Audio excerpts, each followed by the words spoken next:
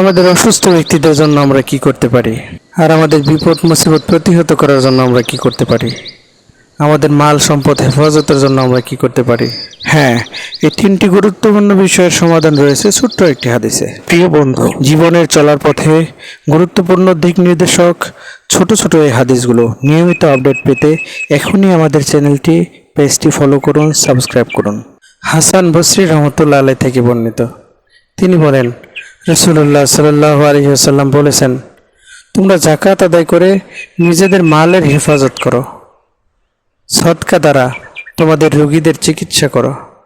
সদকা বলতে এখানে দান খয়রাত বোঝানো হয়েছে। সদকা দ্বারা তোমাদের রোগীদের চিকিৎসা করো এবং দোয়া ও আহাজারি দ্বারা বিপদ মুসিবতের ঝড় তুফানকে প্রতিহত করো।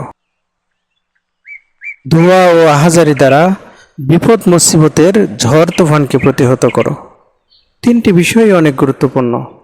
তাহলে বোঝা গেল, আমরা যদি জাকাত আদায় করি তাহলে এটা আমাদের মাল হেফাজতের জন্য সহায়ক হবে, আর যদি আমরা বেশি বেশি দান খয়রাত করি তাহলে আমাদের রোগীদেরকে আল্লাহ তাআলা সুস্থ করে দিবেন।